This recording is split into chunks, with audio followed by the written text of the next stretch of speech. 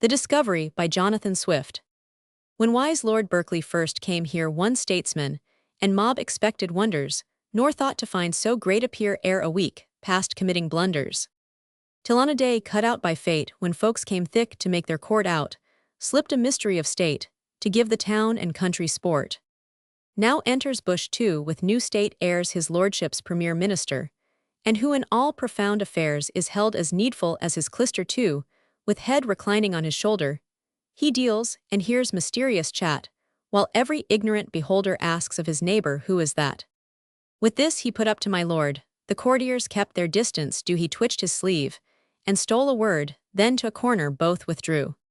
Imagine now my lord and Bush whispering in junto, most profound, like good King Fies, and good King Ush III, while all the rest stood gaping round. At length a spark not too well bred, of forward face and ear acute, advanced on tiptoe, leaned his head to overhear the grand dispute, to learn what northern kings design, or, from Whitehall some new express papists, disarmed, or fall of coin, for sure thought he it can't be less. My lord, said Bush, a friend, and I, disguised in two old threadbare coats, ere morning's dawn stole out, to spy how markets went for hay and oats. With that he draws two handfuls out, the one was oats, the other hay, puts this to's excellency's snout, and begs he would the other way. My lord seems pleased, but still directs by all means to bring down the rates. Then with a congee circumflex Bush, smiling, round on all retreats. Our listener stood a while confused, but gathering spirits wisely ran fort, enraged to see the world abused by two such whispering kings of Brentford 4. Footnote 1 to Ireland, as one of the Lords Justices.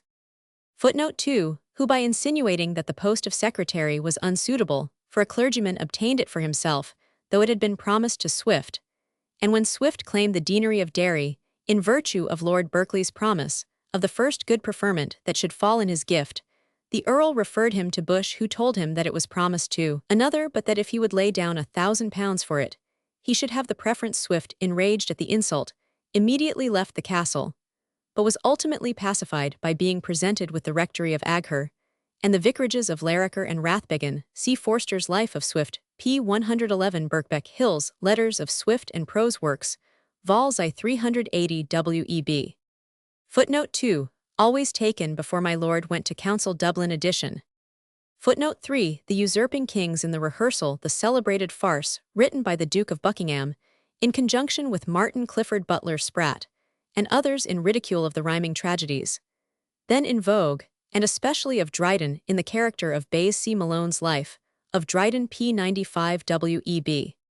Footnote 4, The Usurping Kings in the Rehearsal Act, ISC 1 Act Roman 2 SC 1, always whispering each other W.E.B.